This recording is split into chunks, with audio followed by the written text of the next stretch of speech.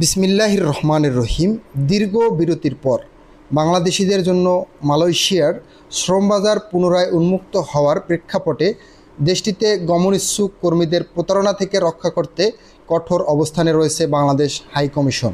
আগস্টের শেষ সপ্তাহ থেকে মালয়েশিয়ায় কর্মীযাত্রা শুরুর ঘোষণার পরপরই দালাল ও অবৈধ সিন্ডিকেটের দৌরাত্ম্য রুখতে বিশেষ নজরদারি জোরদার করা হয়েছে। প্রতারক চক্রের বিরুদ্ধে জিরো টলারেন্স প্রধানমন্ত্রীর কার্যালয়ের মুখপাত্র ও সংশ্লিষ্ট উপদেষ্টা জানিয়েছেন, সরকার এবার বাংলাদেশের ফার্স্ট নীতি অনুসরণ করছে।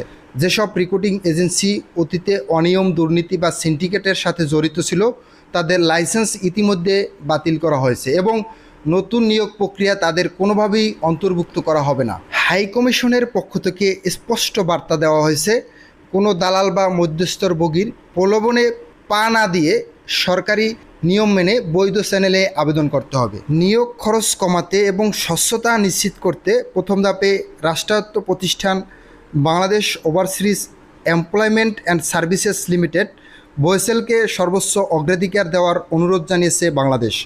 মালয়েশিয়া সরকার 423টি এজেন্সির তালিকা যাচাই বাছাই করছে, যার মধ্য থেকে যোগ্য এজেন্সিগুলোই কর্মী প্রেরণের সুযোগ পাবে। হাইকমিশনের পক্ষ থেকে জরুরি কিছু সতর্কবার্তা জারি করা হয়েছে। কোনো এজেন্সির সাথে চুক্তি করার আগে বৈধতা নিশ্চিত করুন এবং সরকারি বা অনুমোদিত মাধ্যম ছাড়া পাসপোর্ট বা নগদ টাকা দেবেন না।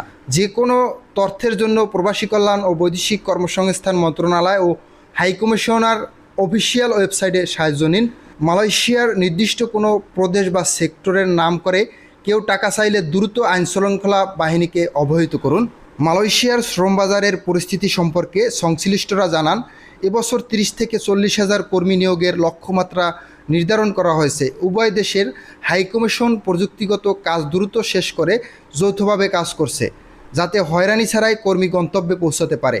সরকার আশা করছে স্বচ্ছ নিয়োগ প্রক্রিয়ার মাধ্যমে মালয়েশিয়ার শ্রম বাজারে বাংলাদেশের ভাবমূর্তি উজ্জ্বল হবে এবং রেমিটেন্স প্রবাহে নতুন গতি আসবে। মোহাম্মদ আলামিন, ইউরোপ বিডি, দেশ ও প্রবাস।